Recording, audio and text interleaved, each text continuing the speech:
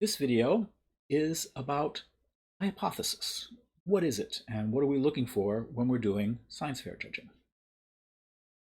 The problem is that a lot of elementary and middle school teachers don't really understand what a hypothesis is and teach children something that is incorrect and very least misleading.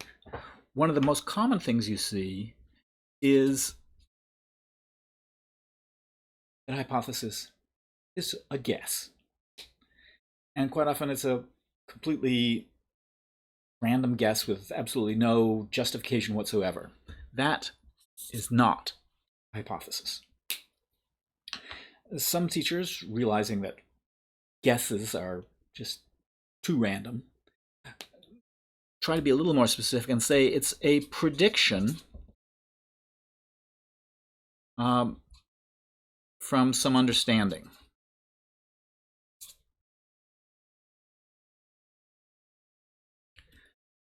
This is a little bit better in that there's some understanding involved, that it's not just random guesses out of nowhere, but it's still not really correct.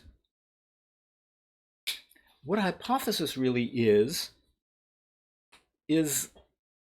an explanation or model of how things work.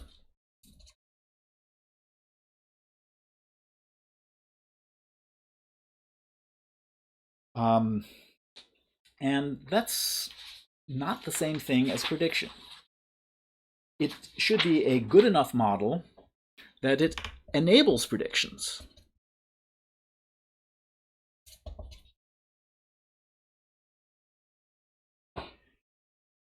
And there isn't always one hypothesis either. That's another mistake made in a lot of middle school teaching. There is always at least two hypotheses.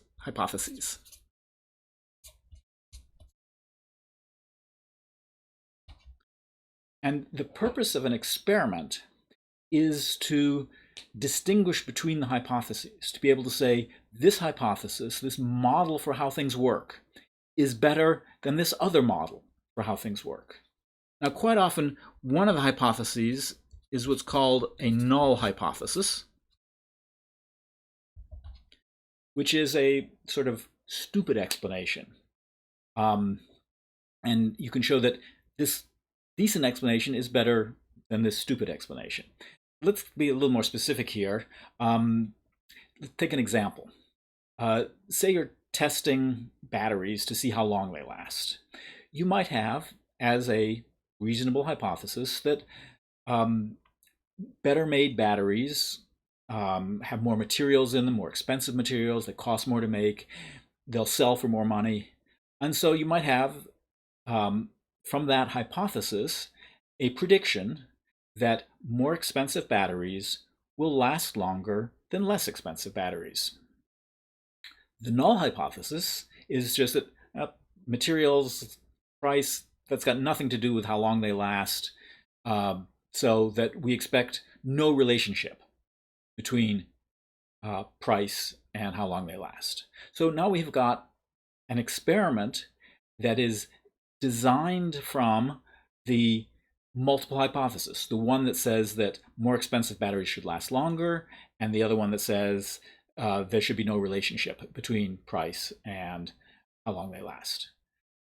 Indeed, one of the important things is that it's from this multiple hypotheses that you design your experiment. The experiment does not come first. The experiment comes as a way to separate among the multiple hypotheses.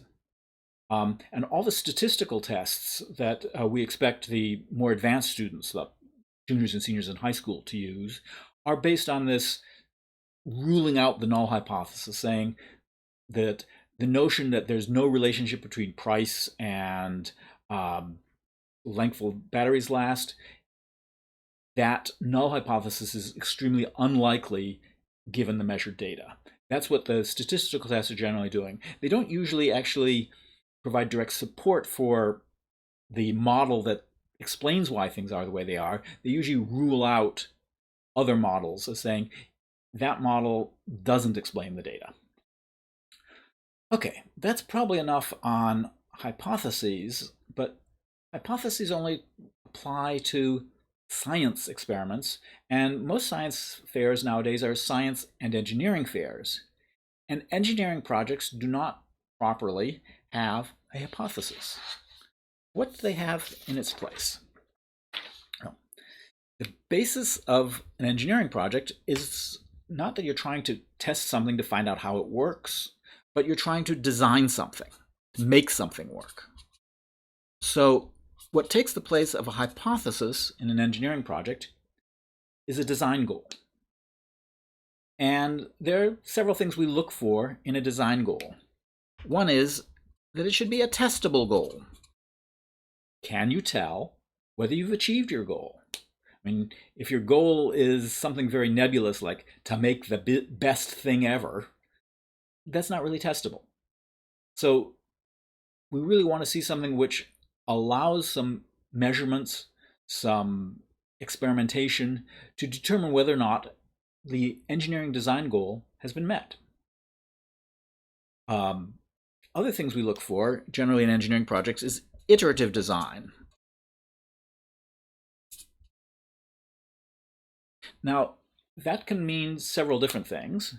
One thing is it can mean you do a design, perhaps a very simple design, and test to see if it meets your design goal, and then try to determine in what ways it doesn't meet your design goal, and improve the design, test it again, improve it again, and so on.